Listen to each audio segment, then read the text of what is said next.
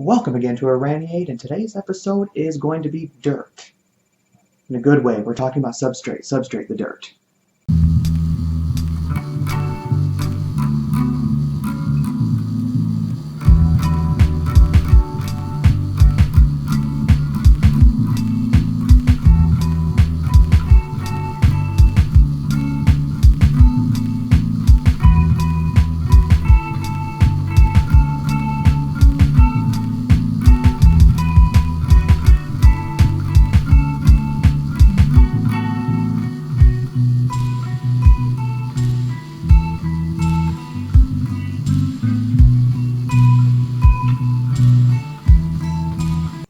The topic of substrate, the dirt, so to speak, is one of the more debated topics in the hobby simply because it is largely opinion-based. This is what I and other users have seen in the past, so take all of this with a grain of salt, find what works best for you. Each one has their pros and cons, which I will be going over, and make your decision from there. The first one we're going to be talking about is called cocoa fiber, and as you can imagine, it is made from coconuts. It is the processed husks of the coconut, shaved off. You can even see the little hairs of the coconut. I'm sure there's a proper name for that I do not know. First, let's go over the pros. My favorite thing about this particular substrate is that it is largely foolproof. You don't have to mess with it. You don't have to worry about additives. You don't have to worry about anything. You pour it into a tarantula's enclosure, and you're done.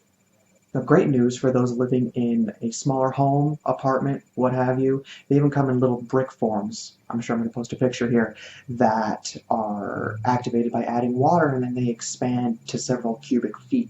Unfortunately, that's where the pros end. The biggest con, in my opinion, is the cost, the unbelievable cost of this stuff.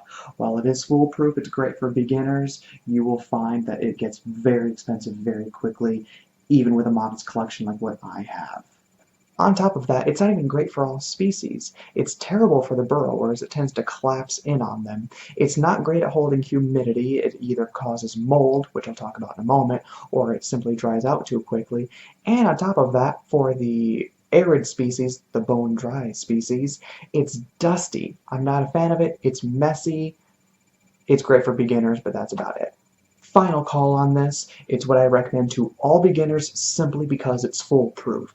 Any beginner tarantula will have the needs associated with a cocoa fiber, meaning bone dry, not going to need a whole lot of humidity. So I say go for it, see how you like the hobby before jumping into the more advanced substrates. Next up is one step above cocoa fiber in terms of ease of use. Peat moss, or sphagnum moss if you want to be specific, is moss, as the name implies. It's usually ground up into a powder-like substance, so don't picture moss in your head. It actually somewhat looks like cocoa fiber, but it's entirely different. For the pros, it fixes pretty much every issue that cocoa fiber had. It does hold humidity, it holds up when tarantulas decide to burrow, though not as good as some of the other options on this list, and overall it is less dusty. You can see I'm not a fan of the dust. It's not pretty in my opinion. A huge deal to me is that it also fights mold. See, because it's a moss, it has a natural immunity to mold. It has a certain pH level that fights mold growth. I'm not a chemist, I'm not sure what that is, but I have read that and I have experienced it, so we're going to go with it. The list of cons is quite a bit shorter than it was for cocoa fiber. My main gripe with it is that it is still expensive. Cheaper than cocoa fiber, but still bounds more expensive than some of the other things I'm going to be showing you here in a moment. Final judgment. I'm a big fan of peat moss over cocoa fiber. If you have to choose between the two, go with peat moss. If you live in an area where mold is a problem, personally I'm one of those people, peat moss is great. I have never once seen any mold on peat moss, whereas I've seen mold on every other substrate that I've tried.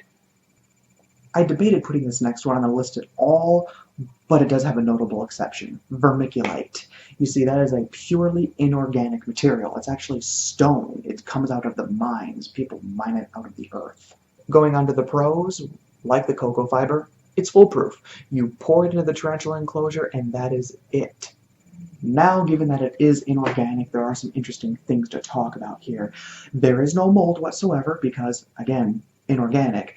I've never used this stuff myself, but if you think about it, there's nowhere for mold to grow. The only time you would have a mold outbreak is if you're not cleaning your tarantula's boluses when they're done eating.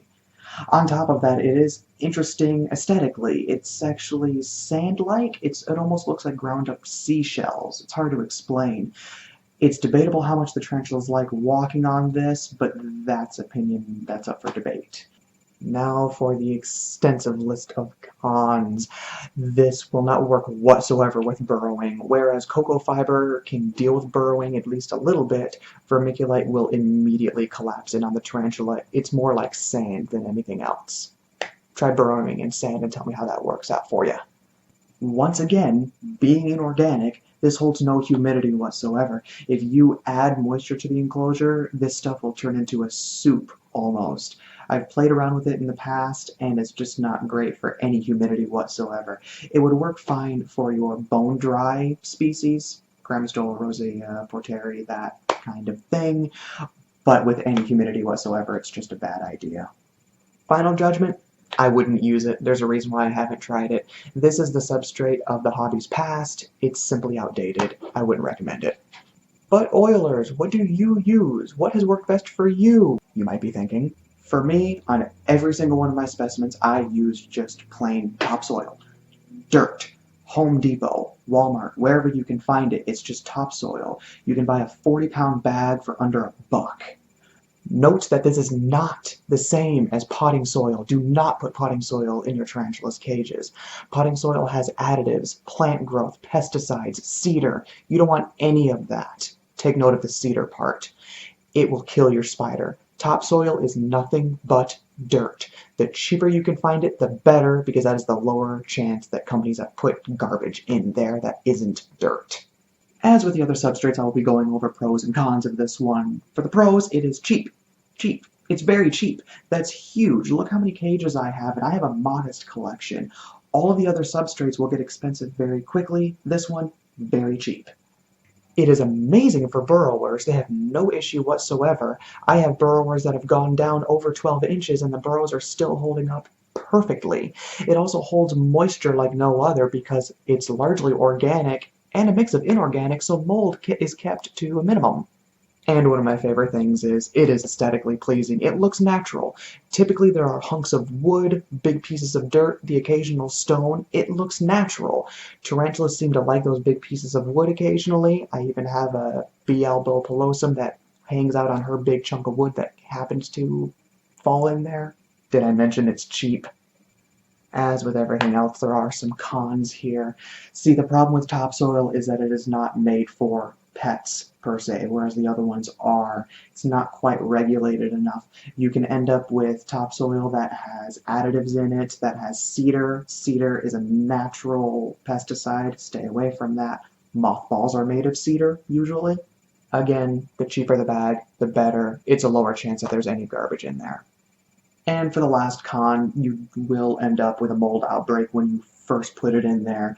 I imagine there are mold spores and whatnot in the topsoil bag because every time that I go to put this topsoil into a new enclosure, 100% of the time I have an outbreak of that white fuzzy mold. Now the good news is tarantulas don't seem to mind it too much, and the mold very quickly uses up all of its resources and it simply dies off in about a week or two. So it's not that big of a deal to me. I have a Theraphosa styrmi, adult female, on that big enclosure right there. It has a moist corner that's been moist forever, and mold stopped breaking out months ago. Final call. It's what I use. Go for it. Now that all that talk of substrate is out of the way, let's talk about the cricket test. I am sure this has been around, but I came up with it myself and it seems to work great, so I'm going to go ahead and call it the EulersK cricket test. Run this if you're concerned with any of the substrates that I spoke about before. You can buy peat moss at Home Depot. The topsoil you can buy at Home Depot. If you're worried that there might be some nasties in there, fill up a container full of it as if you're about to house a spider. Throw a handful of crickets in there, along with a handful of vegetables, and see if they survive 48 hours. Crickets are very fragile, they die very easily, so if it's going to kill your tarantula, it will certainly kill the cricket. If they live, great. Use that topsoil, use that peat moss, whatever. If they die, maybe return the bag and try something else. Do note that the vegetables are not optional. Crickets eat each other if they're even just a little hungry. They're very cannibalistic. You're going to have to feed them or they will die from just eating each other. One last note, I promise. On small species, the dwarf species, and slings, sometimes the chunks that you'll get in topsoil are just a little bit much and they can't burrow through them, which is why this is a good idea. I'm not sure what it's called. It's a strainer of sorts. It's just a screen. You can tap out the big chunks of wood, stone, what have you, that I was talking about before. It's optional. You don't need it. They can still burrow without doing this, but they seem to appreciate it. And that is all for this episode. Hopefully you walked away with a little bit of an understanding of what Substrate is and which one you might want to look into trying. In fact, on arachnoboards.com, the site that I rave about, we just had a conversation not even a week ago where I got a good chunk of this information to include on this episode. So be sure to check out that site if you haven't already. My name was EulersK, this has been Iraniate, and I will see you next time.